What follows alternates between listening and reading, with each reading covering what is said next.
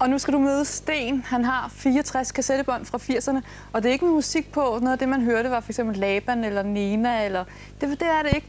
Han har optagelser fra radioen. Han kultdyrker nemlig en legendarisk radiovært. Kan du genkende ham her? Psst. Hey, Hicks. Jeg håber, du er brandforsikret.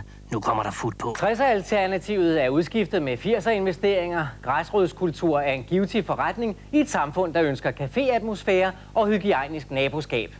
Jeg er Kim Schumacher, mænd, der kører ild ved bare gnide læberne mod hinanden. Og fra Rosenørns Allé i København, byen, der leger milen hele året. Det her er stedet, hvor licensen for musikken til at fænge. Studie 86.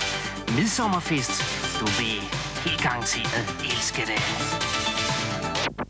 Jeg dyrkede ham i 80'erne meget. Altså mandag eftermiddag, når han sendte radio kl. 3. Altså det var kirketid for mig. Alt hvad der var, altså der kunne springe bomber ud i haven, der kunne ske hvad som helst. Jeg skulle bare hjem og høre Kim Schumacher kl. 3. Og var jeg ikke i stand til selv at høre det, så måtte jeg tvinge min far til at tage tidligt fri fra arbejdet. Og så må han til at optage det for mig.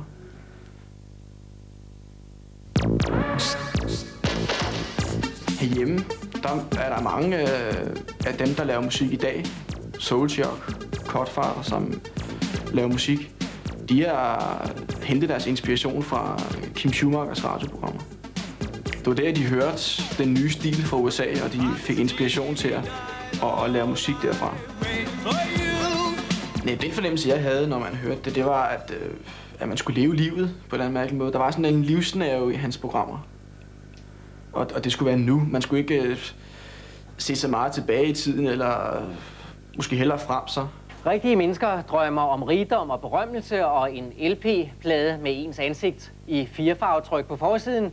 Kims Corner præsenterer igen nogle af tidens talentfulde unge og berømte stjerners bedre halvdel. Det tager ikke tv flere år at gøre folk landskendte. Mindre end 180 sekunder kan gøre det, når dygtige superstar-danskere bliver berømt på 2 minutter. Hver den 15. december, der er det hans fødselsdag, Kim Schumacher, og der samles vi nogle stykker på mit vers, hvis nu folk de kan. Hvis ikke folk de kan, så samler jeg mig selv ind på værelset. Og så sætter jeg mine gamle bånd på, jeg har med Kim Schumacher. Jeg har optaget Kim Schumacher fra maj 84 og frem til 88. Og jeg har 64 bånd med Kim Schumacher udsendelser.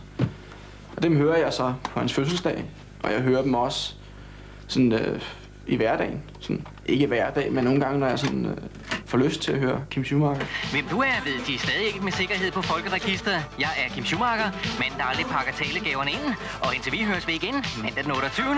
Så har du bare at have det. Wow, rigtigt. Så det er jo klart, at når man tænker tilbage på Kim Schumacher, så tænker man også tilbage på hele den ungdomsperiode, man har gennemlevet. Så der ligger gemt i de Kim Schumacher-bånd, der ligger der gemt en masse minder fra dengang jeg var et ungt menneske.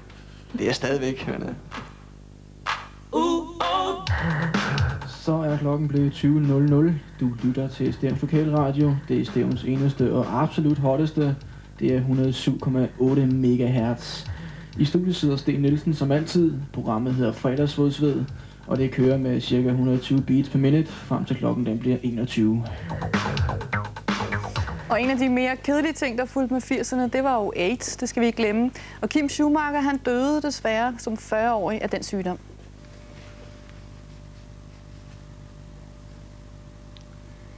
God aften.